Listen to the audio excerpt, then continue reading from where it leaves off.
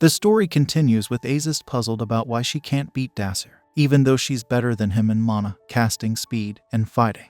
Desir tells her to enjoy the fight, and Azist believes the only thing she lacks is experience in battles. Desir throws a fireball at Azist, but she dodges it and avoids the other fireballs he throws. Azist then attacks Desir with her sword, but he blocks it by using magic to make his body stronger. Despite this, Azist manages to send him flying. When she tries to attack him with her sword, Desir dodges her moves. Azist wonders why she can't defeat him, even though she's supposed to be much stronger. Desir asks if she's having fun, but Azist can't understand him. Desir suggests that because of Azist's strength, she might not have had a proper battle experience like this before. He recalls that she always seemed bored because there was no one strong enough to challenge her. Desir thinks Azist must be excited to fight someone she can't reach with her sword or magic. Azist admits she doesn't know if it's fun but expresses her desire to defeat Desir. She then uses a vision magic called Frozen Palace. Desir believes he can't counter this type of magic. Azist captures Desir with ice inside the Frozen Palace and attempts to attack him with various magic spells. However, Desir manages to counter all of them. Desir thinks that within Frozen Palace, Azist can cast spells without limits, a powerful skill she used as a trump card in the past. Despite his surprise at her skill level, Desir still counters all of Azist's spells. Azist tries to cast more spells, but Desir keeps countering them. He says increasing the number of spells is useless, claiming her magic can't reach him.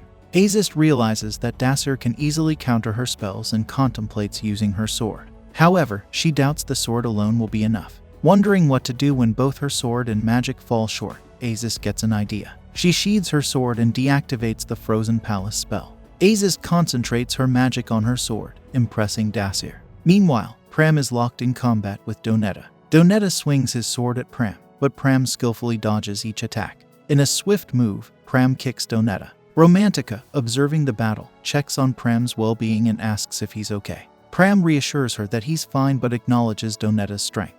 He emphasizes the need to defeat Donetta before Percival joins the fight. Donetta, realizing the challenge, calls for assistance from Percival. Percival, however, is reluctant, stating that Donetta claimed he would handle the commoners on his own and doesn't want to waste more time on them. Percival criticizes Donetta's selfishness, but eventually agrees to help. To create an opening, Percival throws his sword at Pram, diverting his attention. While Pram deals with the thrown weapon, Percival and Donetta plan a coordinated attack on Pram and Romantica. Taking advantage of the distraction, Romantica employs her magic to simultaneously target both Percival and Donetta. Her magical assault effectively neutralizes them, bringing a temporary halt to their planned pincer attack. Afterward, Azist reveals that she has coated her sword with ice magic. Desir observes and recognizes it as a magic sword. He explains that it's an ultimate attack exclusive to Magic Knights, and mastering it usually takes about 10 years. Desir is astounded that Azist condensed this learning period into an instant. Azist, empowered with her magic sword, attempts to attack Desir, who responds by trying to stop her with a combination of fire and earth magic. Azist effortlessly counters both magical elements, asserting that Desir can't reverse her magic sword. Confident in her victory, she strikes Desir with the magic sword. However, her triumph is short-lived as she notices Desir has just applied his inverse spell to something. Intrigued, she wonders what he targeted and notices the clock tower glowing. An announcement follows, informing everyone that the mana supply to the previous clock tower has been cut off, and its activities have come to a halt. This marks the conclusion of the primary competition in the ranking battle. Those outside learn that the darkness shrouding the clock tower has dissipated, rendering it incapable of summoning demons any longer. Desir Herrman is credited with clearing the tower, bringing joy to Bridget but sparking fury in Fergman. He vehemently expresses his refusal to accept this outcome. The story shifts to a meeting among teachers, where Fergman accuses Professor Bridget of cheating. Fergman argues that no commoner could both challenge a magic knight and clear the shadow world simultaneously. Some teachers agree with Fergman's suspicion, and a female teacher questions if he is accusing Bridget of leaking exam details to the student beforehand.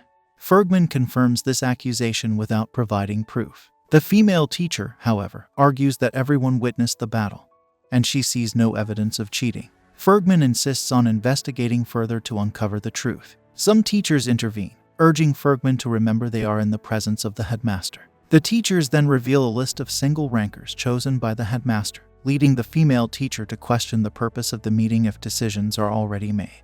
The headmaster explains that he sought their opinions, even if they include seemingly nonsensical ideas. The scene transitions to Azist conversing with Desir. Desir reveals that their party's goal was to eliminate all Alpha class parties, leaving only 9 standing. Azist, however, detected their plan and thwarted it. She believed they couldn't be single rankers unless they defeated her party. Desir clarifies that it wasn't just Azist. The entire party was fixated on facing them. Consequently, they failed to see the party's true objective, clearing the shadow world. Desir recounts arriving early at the clock tower to analyze its complex formula. Recognizing its historical significance, he knew the task wouldn't be easy. With limited time, he successfully analyzed it during his one-on-one battle with Azist. He acknowledges that if the remaining Alpha class students were present, he might have lost. Azist commends Desir for looking beyond their personal fight and considering the bigger picture. Desir notes that this perspective also applied to the entrance exams. Azist reveals that she's been falling into Desir's traps since their recent encounter, admitting complete defeat. Desir acknowledges that he narrowly avoided defeat and credits Azist's almost faster sword. Romantica and Pram express that they would have stepped in for Desir if Azist had been a bit quicker, having already defeated Donetta and Percival by that time. They question if Azist has an issue with their victory. Desir explains to Romantica that they won because of her magic, and Pram is curious about Desir's contribution. Desir appreciates Pram's efforts and affectionately pats his head. Romantica protests the unfairness, but Desir also pats her head, jokingly stating that he didn't need permission.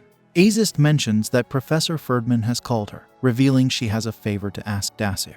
Before leaving, Azist inquires about joining their training sessions. Romantica objects, but Desir invites Azist to join the training facilities every morning at 6 and after class. Azist departs, and Desir suggests they should also leave to meet Professor Bridget, who is waiting for them. They rendezvous with Professor Bridget, and Romantica inquires about their results. Professor Bridget then retrieves a cake from her magical storage, and Romantica excitedly identifies it as the special cake from Bethwold Bakery. Desir expresses curiosity about the bakery's fame, prompting Romantica to explain that it's so popular that people have to wait 3 years after ordering a cake.